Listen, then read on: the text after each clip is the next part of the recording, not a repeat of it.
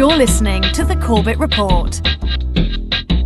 CorbettReport.com. Well, we all know where that's leading everyone, unfortunately, and it is towards that technocratic, epistemological, autocratic vision of the future put out by Global Future 2045 and groups like that want to see us all become, or not all become, these cybernetic robots, but of course only the elite few. The supermen who will reach the apotheosis, but I digress. Let's get back to this point. So we have taken a look at one very specific example of the type of social engineering that can take place at an educational, institutional level in order to engineer a crop of students who will be more amenable to whatever really types of sales pitches and things that people want to put on them in the future. Of course, that's not the only outcome of this outcome-based education, but it is one of them, certainly, and I think not coincidentally so. But let's take a look at another, perhaps even more disturbing example of all of this and where it's heading, a much more recent example from our old friend, quote-unquote, Fareed Zakaria of GPS on CNN. And you will hearken back to the Listening to the Enemy episodes of this podcast in order to find out more about Fareed and some of the interesting guests he always has on. Well, let's take a listen to another interesting guest. This one was on the April 30th program from earlier this year. And in it, Fareed is talking to an author who wrote a very interesting book about the science of habits and how habits can be changed and manipulated and organized.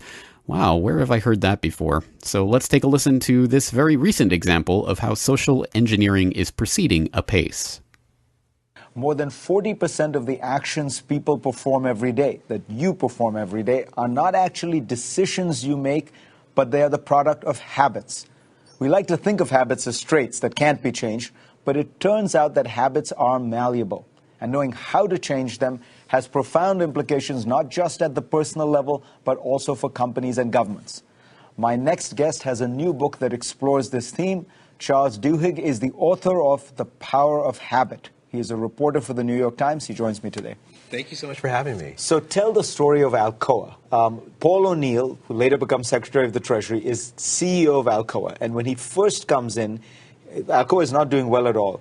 But he focuses on worker safety. Right, exactly. Why? And everyone expected him to focus on productivity and efficiency, but what he said was worker safety is his number one goal. And it's because he recognized that that there are these things that are called keystone habits within organizations. And if you can change this one habit, you set off a chain reaction. And that's exactly what happened within Alcoa. By focusing on worker safety, he actually transformed the entire organization. And within 2 years, they were the top performer in the Dow Jones Industrial Average. And you look at one of the things that goes on here is that people have more ability to change. They have more willpower than they think they have. That's exactly. In the last decade, our understanding of the science of habits has been completely transformed by neurological studies. And what we understand now is that every habit has these three components: a cue, a routine, and a reward. And that if you diagnose these cues and these rewards, you can begin changing automatic behaviors in ways that we never really thought were possible previously. So give me an example of what one would think of as a bad habit that you could change. So smoking is a great example, right? In the last decade, smoking rates have just plummeted in the United States. And part of the reason why is because we now understand why people smoke, that there's these cues, such as a time of day that triggers the behavior, but that more importantly, it's delivering a reward, that nicotine actually gives you this energy. And so now interventions go in, and what they say, don't just try and quit smoking, replace it with coffee, with exercise, with something that gives you that same reward. And we've seen an incredible decrease in the number of people smoking and their ability to quit. And when you look at a company like Starbucks, it also tries to produce certain kinds of habits when dealing with, for example, disgruntled customers. That's exactly right. One of the interesting things about Starbucks is that they have to sell customer service alongside that $4 latte. But they're dealing with a workforce that's often 17 years old, high school graduates. So they have to teach them these life skills. And what they do is they design specific habits to use in corporate settings. When an angry customer comes up, that's a cue for what they call the latte method, which is you listen and you thank them and you give them a free cup of coffee. And then the reward is that basically you solve this problem. They take decision making out of the equation. They make the response automatic. And customer service productivity go up enormously. Target tried to measure some of these issues? How did it do it? Well, Target has this really interesting project, as does most of corporate America, of intensely studying shoppers' habits. And Target actually used this to try and predict which women were pregnant by studying how their shopping habits changed. They got so good that they can essentially assign every woman who comes regularly through their doors a pregnancy prediction score and even estimate their due date within 2 weeks. Why is that important to shopping? Well, what Target knows is that when you go through a major life event, your habits change, even if you're not aware of it. If you get married, the type of coffee you buy changes. If you get a divorce, the type of beer you buy changes. When you have a child, all of your shopping habits are up for grabs, even if you're not completely aware of it. Target knows if they can get the right coupon in your hand at the right time, you'll start buying from them.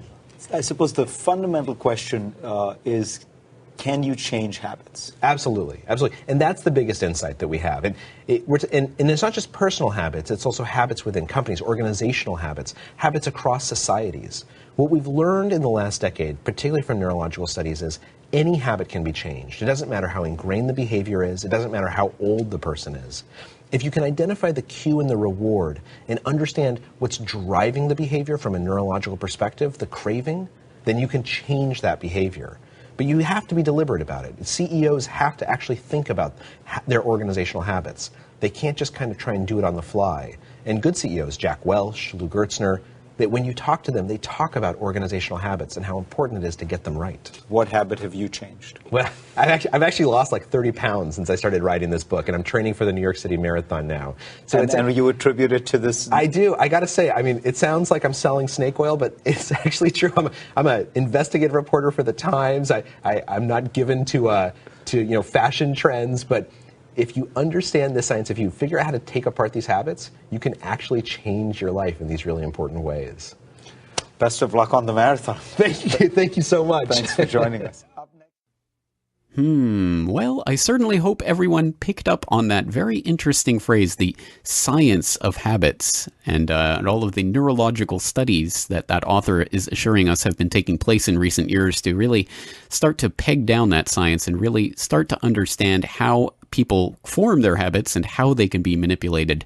Even better, I suppose, because obviously, demonstrably, as we saw earlier in today's podcast, that very goal has been being worked towards at least since the 1950s when Bertrand Russell was writing. But of course, it even precedes that as we start to take a look at H.G. Wells and Aldous Huxley and all the other people who've been involved in this elite science for so long and that we've documented in previous editions of this podcast. But there it is. Certainly, it is certainly continuing to this present day and will continue in the future as the scientific cast, which is funded, of course, by the foundations, which have been heavily involved in this agenda for decades, if not a century, are continuing to do their research in more and more unique, subtle, and penetrating ways to try to understand how to manipulate the human organism and how to manipulate those habits, which will ultimately engineer society in one way or another. And I hope you were particularly paying attention to the really bone-chillingly disturbing example of Target and the way it is literally targeting their customers. I think there's some, that's more than just a name. I think it's a very apt description of the company. Target is targeting their customers with all sorts of reward bonus card programs that, of course, monitor everything that is being purchased. And, of course, that is all run through data filtering systems that then can accurately predict women's due dates within 2 weeks. And this is something that's been written about in other publications and things. So I would suggest you check more into that. It is not something that this guy is just talking about. It's something that is actually happening and probably shouldn't surprise any of us, except for the boldness with which these companies pursue their social engineering agenda out in open view of everyone and how bold they are in collecting all of everyone's personal data, which in any age other than our own would have been seen to be the ultimate invasion of privacy and absolutely cause for revulsion, horror, and an instant boycott of such a company. But in our day and age, I guess it's just, wow, jolly gee whiz, wow. Can you believe they're doing all of that data collection? Wow, it must be quite a thing to behold. even as Google is now admitting, oh yes, well, our executives did know completely about the Wi-Fi stealing data from all of the people that the Google Street View cars were driving past. But don't worry about that. Yes, there will be criminal investigations now, but it'll probably just pass over and no one will think twice about it. Well, certainly all of this information is being plugged into incredibly sophisticated data mining software behind the scenes, and we do know this. We know things like the target system for example, targeting customers to find out who's pregnant and who's not, although of course that's not as far as that type of program goes, and it goes much further through other things like Google and, well, who knows what else is out there. But this is only the beginning of what will be a nightmare future for humanity if we continue along this path of giving our data away and allowing the elites to have all of that data to use at their disposal to manipulate our habits and to understand us better, like the lab rats that they think we are in this system where they want to literally engineer us into serviceable slaves for the elite ruling class. Again, this sounds like an amazingly sweeping, unbelievably grand agenda, and it is. And for anyone who has invested any time looking into it for themselves, you will already know that. Of course, at this point, the question for all of us must be, how do we escape this nightmare future? What is the way out? How do we combat against this social engineering? What is the answer? That, my friends, is an exceptionally good question.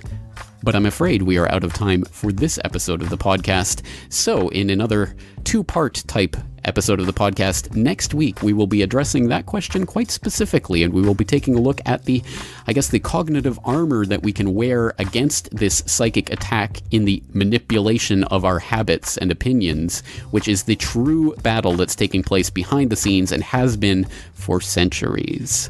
So I hope you will join me then, my friends. It's going to be a very interesting podcast episode indeed. And until then, I am your host, James Corbett, thanking you so much for joining me for this episode of the Corbett Report podcast and asking you to join me again next week.